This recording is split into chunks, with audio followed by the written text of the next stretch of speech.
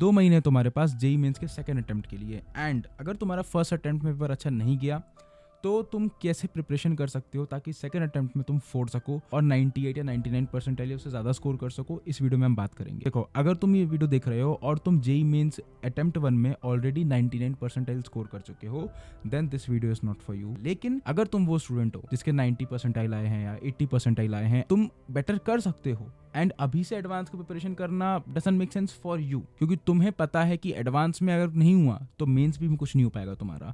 तो सबसे पहले तुम्हें एक सेफ्टी नेट बनाना पड़ेगा। तो सबसे पहले मुझे कमेंट करके ये बताओ कि तुम्हारा जेईई मेंस का पहला अटेम्प्ट कैसा गया, ताकि मुझे भी थोड़ा आइडिया लगे कि कितने बच्चों का जेईई मेंस का अटेम्प्ट अच्छा गया है, कितने बच्चों का खराब गया है, कितने बच्चों का ओके गया है। तो देखो यार, वी हैव 60 डेज। जनवरी ऑलमोस्ट एंड होने वाला है, अप्रैल अटेम्प्ट में लगभग 2 महीने बचे हुए हैं, उसके बीच में हमारे बोर्ड एग्जाम्स भी हैं, राइट। सबसे पहले तुमने जो जेईई मेंस के अटेम्प्ट 1 में गलतियां करी हैं, हो सकता है कि तुमने कुछ चैप्टर्स को ऐसे ही छोड़ दिया हो और वहां से बहुत बेसिक सवाल आ गए हो और तुम फिर एग्जाम में बैठ के रो रहे हो कि यार ये वाला सवाल तो मैं बहुत बेसिक लग रहा है, अगर मैं वो पढ़ के जाता तो मेरा हो जाता।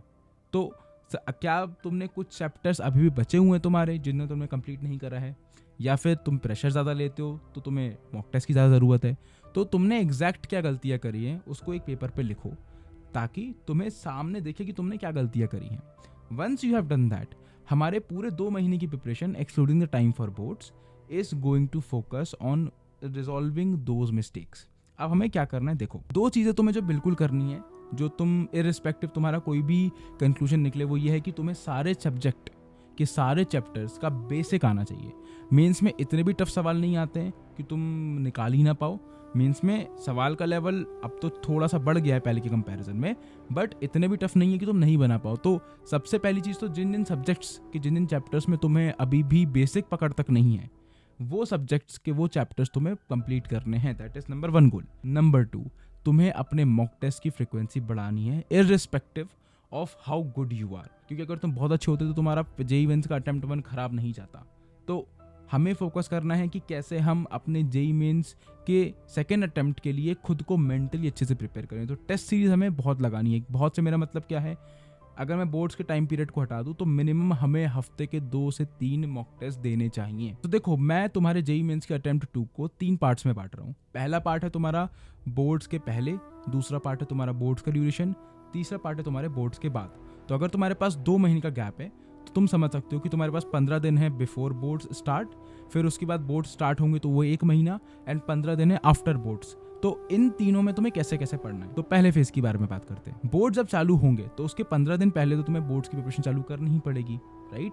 लेकिन तुम्हें बोर्ड जब चालू होने वाले हैं उस दिन तुम्हें 5 सब्जेक्ट के 5 चीजें आने की जरूरत नहीं है। अगर पहला पेपर तुम्हारा मैथ्स का है तो तुम इंग्लिश नहीं पढ़ोगे ऑफ कोर्स, राइट। इंग्लिश के लिए तुम्हें 5 दिन का गैप मिलेगा। तो तुम्हें ये 15 दिन का जो टाइम है, इसमें तुम्हें फोकस करना है कि कैसे तुमने जो जो चैप्टर्स बिल्कुल बेसिक से भी नहीं पढ़े हैं उनको निपटाएं, और मॉक टेस्ट की फ्रीक्वेंसी रखें 2 पर वीक। अब दूसरे फेज के बारे में बात। तुम बोलोगे भैया बोर्ड्स को कैसे प्रिपरेशन करूं, मैं बोर्ड्स की मैनेजमेंट कैसे करूं। देखो, मैं बताता हूं मैंने क्या किया था। मैंने 15-20 दिन पहले से सीबीएसई 12th बोर्ड की प्रिपरेशन चालू करी थी। एंड यहाँ आई बटन पे एक लिंक आया होगा, अगर तुम्हें ये जानना है कि मैंने एग्जैक्टली बोर्ड्स के लिए कैसे प्रिपरेशन कर रहा था 15-20 दिन में और कैसे मेरा हो गया था, यहाँ पे लिंक आया है, वो देख लेना। लेकिन इस वीडियो को पहले देख लो, उसके बाद वहां पे जाना। एंड बोर्ड्स की ड्यूरेशन में इंग्लिश और पी में मैं रिकमेंड करूंगा भाई कुछ मत पढ़ना।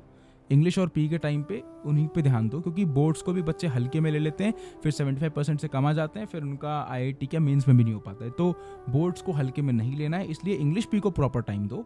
उसके अलावा फिजिक्स केमिस्ट्री मैथ्स में तुम्हें चीज़ों को लंबा लिखना ही सीखना है यार, इट्स नॉट दैट टफ। तो तुम वो तो आराम से सीख लोगे।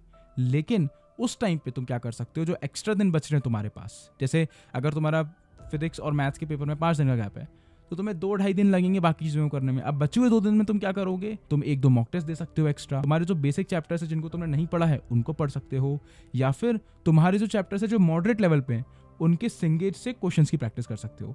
अगर तुम फिजिक्स या मैथ्स कर रहे हो तो सिंगेज से ही क्वेश्चन की प्रैक्टिस करना, क्योंकि उसमें मीडियम लेवल के जेईई मेंस लेवल के क्वेश्चन होते हैं। केमिस्ट्री हो रहा है तो केमिस्ट्री में तुम वीके जायसवाल, एन अवस्थी और हिमांशु पांडे, ये इनऑर्गेनिक, ऑर्गेनिक, फिजिकल तीनों के लिए इस्तेमाल कर सकते हो। अब हम फाइनल और थर्ड फेज के बारे में बात करते हैं। तो अब बोर्ड के बाद फेज जो आता है लास्ट 15 डेज। अब ये 15 डेज तुम्हारे गोल्डन पीरियड है। क्यों? मेंस 1 निकल चुका है, बोर्ड्स निकल चुके हैं, अब सिर्फ एक चीज बची है, मेंस 2। अब उसमें फोड़ना है। तो लास्ट के 15 दिन में मैं तो बोलूंगा भाई हफ्ते के कम से कम 4 मॉक टेस्ट दो। जितने मॉक टेस्ट दे सकते हो उतने मॉक टेस्ट दो, क्योंकि यही तुम्हें हेल्प करेगा अपने एक्चुअल पेपर में प्रेशर को और तुम्हारे जो टेम्परामेंट है उसको बिल्ड करने में। तो ज़्यादा से ज़्यादा मॉक टेस्ट देने जितने तुम दे सकते हो, एंड उन्हीं मॉक टेस्ट में जो गलतियाँ हो रही हैं उनसे सीखो और खुद को बेटर करो। कुछ चैप्टर्स के कुछ कॉन्सेप्ट में लग रहा है कि यार यहाँ पे मेरा लेवल इतना अच्छा नहीं है, जेईई मेंस के लेवल का भी नहीं है, तो उसकी सिंगेट से प्रैक्टिस कर लो।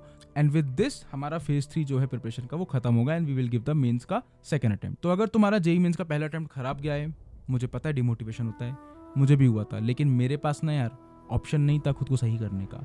हमारे टाइम पे एक ही जेईई मेंस होता था, तुम्हारे टाइम पे you guys have options to give JEE mains again, तो you should be happy and इस अपॉर्चुनिटी का पूरा यूटिलाइजेशन करो। अगेन मैं बोल रहा हूँ, बोर्ड्स को हल्के में मत लेना, लेकिन जेईई मेंस को भी उतने ही बैलेंस के साथ हमें प्रिपरेशन करके चलना है। So that's it for today's video. अगर वैल्यू लगे वीडियो में तो मुझे कमेंट करके जाना, I will give my 100% in JEE mains attempt 2, ये कमेंट करके जाना। एंड अगर तुम्हें कोई भी डाउट आता है और तुम मुझसे 1-on-1 पूछना चाहते हो तो, या फिर और भी बहुत सारे लोग हैं, टेलीग्राम कम्युनिटी बनाई है मैंने, लिंक डिस्क्रिप्शन में जाके ज्वाइन करो। ऑलरेडी आई थिंक 1700 लोग हो चुके हैं इसमें, 70-80 लोग हर टाइम ऑनलाइन रहते हैं। कोई भी डाउट आ रहा है, लोग वहाँ पे अवेलेबल हैं, मैं भी अवेलेबल हूँ, I will help you out. नहीं तो वो बच्चे हैं जो खुद स्टूडेंट्स हैं, कुछ ड्रॉपर्स हैं, कुछ IITians भी हैं, who will help you out, तो वो कम्युनिटी ज्वाइन कर लेना। एंड या that's it for today's video, जाओ काम करो।